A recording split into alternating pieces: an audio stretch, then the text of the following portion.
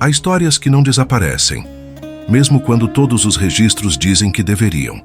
Elas atravessam séculos como um eco baixo, quase imperceptível, mas insistente. A história das 12 tribos de Israel é assim. Oficialmente, 10 delas se perderam no tempo, dissolvidas entre impérios, guerras e misturas culturais. Ainda assim, a Bíblia continua falando delas como se nunca tivessem deixado de existir. E isso, no mínimo, causa um desconforto curioso. O mais intrigante é que, quanto mais se tenta tratar esse assunto apenas como um dado histórico, menos sentido ele faz. Povos desaparecem o tempo todo. Isso não é novidade. O que torna esse caso diferente é o fato de que, mesmo após o exílio, o silêncio e a assimilação, os nomes dessas tribos continuam reaparecendo nas Escrituras, inclusive nas últimas páginas da Bíblia. É como se algo que deveria estar encerrado tivesse ficado em aberto. Como algo pode estar perdido para a história, mas presente na profecia. Como um povo pode ser esquecido pelos homens, mas lembrado por Deus. Essas perguntas não são apenas teológicas, elas tocam em algo profundamente humano. Afinal, todos conhecem alguém, ou já se sentiram, deslocados, misturados, sem raízes claras, tentando entender de onde vieram e para onde estão indo. Talvez seja por isso que essa história ainda provoca tanto interesse. Não porque fala apenas de tribos antigas, mas porque reflete uma experiência que atravessa gerações, a sensação de perda de identidade. E antes de tentar responder onde essas tribos foram parar, é preciso voltar ao início, ao momento em que identidade, promessa e destino começaram a caminhar juntos. É exatamente aí que essa história começa de verdade. Antes de existir um povo, existiu uma promessa. Tudo começa com um homem comum, vivendo em tendas, chamado Abraão. Não havia exércitos, não havia terras, não havia multidões. Havia apenas uma palavra dita por Deus e aceita por fé. É curioso perceber que a identidade de Israel não nasce de uma conquista, mas de uma confiança. Isso já diz muito sobre o tipo de história que está sendo contada aqui. Essa promessa atravessa gerações. Isaac nasce quando já não fazia mais sentido biológico. Jacó recebe um novo nome depois de uma noite de luta, dor e transformação. A Bíblia não esconde que identidade verdadeira quase sempre nasce em momentos de confronto interno. Jacó não se torna Israel em um palácio, mas num encontro solitário que o marca para sempre. A partir dali, a promessa ganha forma, rosto e descendência. Quando os 12 filhos de Jacó nascem, não são apenas crianças em uma família numerosa. Cada nome carrega um significado, uma emoção, uma expectativa. São filhos gerados em meio a rivalidades, rejeições e favoritismos. Nada é idealizado.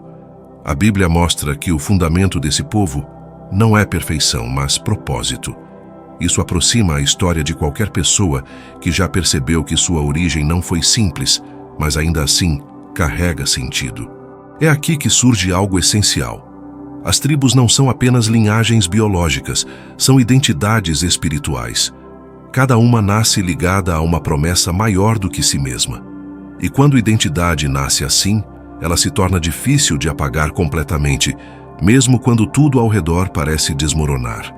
Essa tensão entre promessa e realidade começa cedo e não demora para ser testada dentro da própria família. Entre os 12 filhos, José se destaca, não por força nem por idade, mas por favoritismo. O pai o ama de forma evidente, e isso cria uma ferida silenciosa entre os irmãos.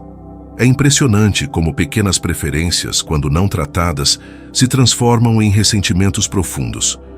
O texto bíblico mostra que a ruptura do povo começa dentro de casa, antes de qualquer inimigo externo aparecer. José sonha, e seus sonhos falam de grandeza. Só que sonhos, quando compartilhados sem maturidade, podem soar como provocação. Os irmãos não veem propósito, veem ameaça. E aqui surge uma dinâmica bem humana. Quando alguém carrega um chamado que os outros não entendem, ele costuma pagar um preço alto por isso. A rejeição quase sempre vem antes do reconhecimento. A venda de José como escravo é mais do que um ato de traição. É uma tentativa de silenciar o futuro. Os irmãos acreditam que, eliminando o sonhador, eliminariam o sonho. Quantas vezes as pessoas fazem o mesmo, tentando enterrar aquilo que as confronta? O interessante é que a Bíblia não romantiza esse momento. Ela deixa claro, a dor foi real, a injustiça foi profunda. Mas o que parecia fim se transforma em início. José desce ao Egito, não como herói, mas como prisioneiro da própria história. E é justamente nesse ponto que a narrativa começa a mostrar um padrão recorrente. Aquilo que parece perda, quando atravessado com fidelidade, pode se tornar o caminho para algo maior. Só que essa transformação ainda está longe de ser compreendida por todos, inclusive pelos próprios irmãos. O tempo passa, e José, agora governador do Egito, se torna instrumento de salvação para sua própria família. O reencontro não é simples, nem imediato. Há medo, culpa e silêncio acumulado. A Bíblia mostra que reconciliação verdadeira exige tempo e confronto com a própria história. Ainda assim, a família se reúne e Israel desce ao Egito em busca de sobrevivência. O que começa como refúgio se transforma em prisão ao longo das gerações. Um novo faraó surge, a memória se perde e o povo cresce rápido demais para ser ignorado. A escravidão não nasce apenas da maldade, mas do esquecimento. Quando a história é apagada, a dignidade costuma ir junto.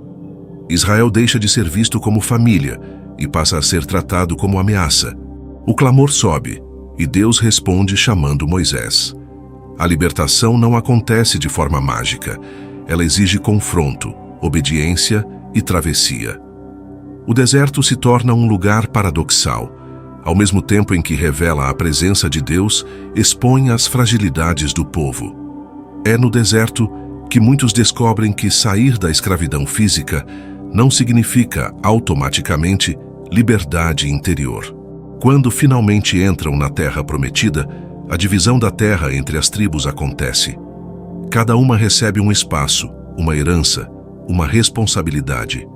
Levi não recebe território, pois seu chamado é diferente. José se torna 2, por meio de Efraim e Manassés. Tudo parece organizado, mas sob a superfície já existem tensões que mais cedo ou mais tarde viriam à tona. Antes de morrer, Jacó reúne seus filhos e fala palavras que vão muito além de conselhos paternos. Ele profetiza, não como quem adivinha, mas como quem enxerga padrões espirituais. Cada filho ouve algo que reflete seu caráter, suas escolhas e as consequências delas. É um momento intenso porque ninguém recebe apenas elogios.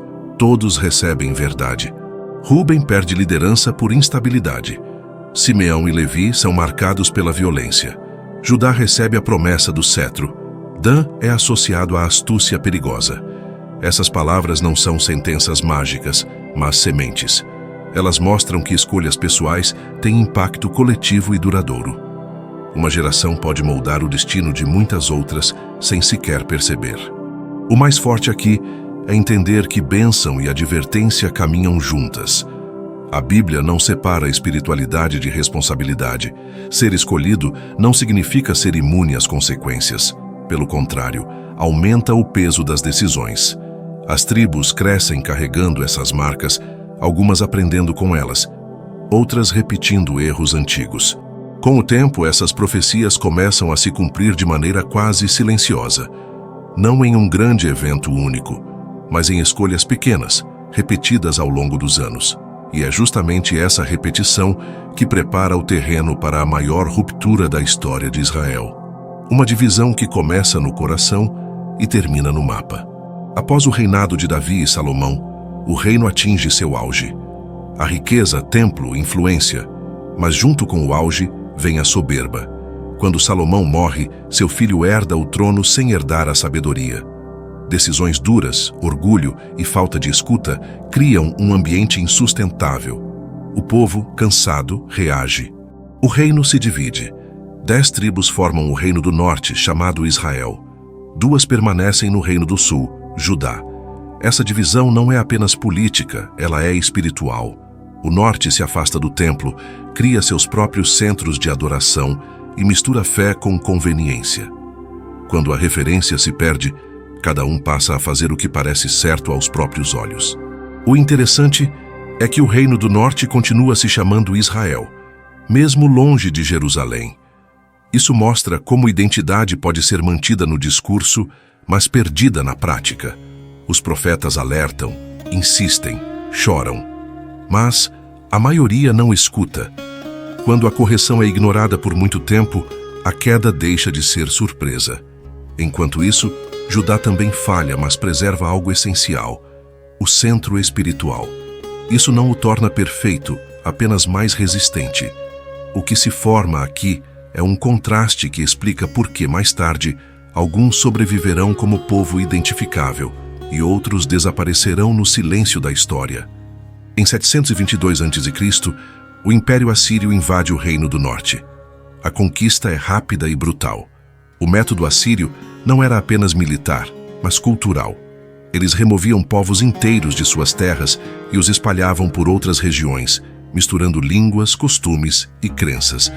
Era uma forma eficiente de apagar identidades. As 10 tribos não são exterminadas de uma vez. Elas são diluídas. Casam-se com estrangeiros, aprendem novas línguas, adotam novos deuses. Com o tempo, deixam de se reconhecer como tribos. É um desaparecimento lento, quase invisível. Não há um momento claro em que se pode dizer: aqui elas deixaram de existir. Esse tipo de perda é mais comum do que parece. Não acontece só com povos antigos. Acontece quando tradições deixam de ser ensinadas, quando valores não são transmitidos, quando histórias não são contadas aos filhos. Aos poucos, algo essencial se perde, mesmo que as pessoas continuem vivendo normalmente. É por isso que a pergunta "onde estão as tribos?" talvez não tenha uma resposta geográfica simples. Elas podem estar espalhadas, misturadas, irreconhecíveis, perdidas para os registros humanos, mas não necessariamente apagadas do plano divino. E é justamente aqui que a narrativa bíblica surpreende mais uma vez. Séculos depois do exílio, quando tudo indicava que aquelas tribos haviam desaparecido para sempre, Deus fala novamente sobre elas. Em Ezequiel, aparece a visão dos ossos secos. Um vale inteiro de restos sem vida, sem forma, sem esperança. A pergunta divina é direta: podem esses ossos viver? A resposta não vem da lógica, mas da fé. Os ossos se juntam, ganham carne, recebem fôlego. Deus explica: esses ossos são toda a casa de Israel. Não apenas Judá, não apenas os que voltaram do exílio, mas toda a casa, inclusive aqueles que o mundo esqueceu. É uma imagem forte, porque fala de restauração total. Mais adiante, no Apocalipse, as tribos reaparecem. Seus nomes são citados novamente, como se nunca tivessem sido apagados. Algumas mudanças chamam a atenção. Dan não aparece. José retorna como nome único. Não há explicações detalhadas, apenas sinais. A mensagem parece clara. Deus trabalha com uma memória diferente da nossa, e isso leva a uma reflexão inevitável. Se Deus continua chamando pelo nome aquilo que a história esqueceu, talvez identidade não seja algo que se perde tão facilmente quanto se imagina. Talvez o silêncio não seja abandono.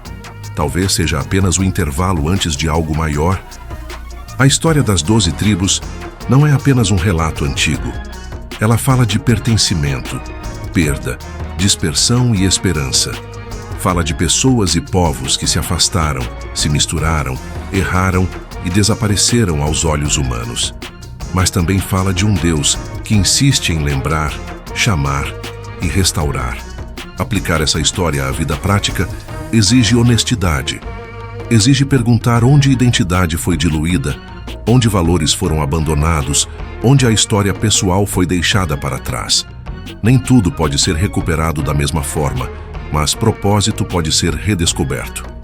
Talvez ao ouvir toda essa história, alguém pense que ela fala apenas de povos antigos, decisões políticas e eventos distantes. Mas a Bíblia nunca conta histórias apenas para informar. Ela conta para confrontar. Porque, no fundo, A história das 12 tribos não é só sobre Israel. É sobre o que acontece quando a identidade é esquecida, quando valores são diluídos e quando o coração se afasta, mesmo continuando no caminho por fora. A Bíblia diz em Provérbios que assim como o homem pensa em seu coração, assim ele é. Isso significa que a maior perda não acontece quando um povo é levado cativo, mas quando ele para de saber quem é.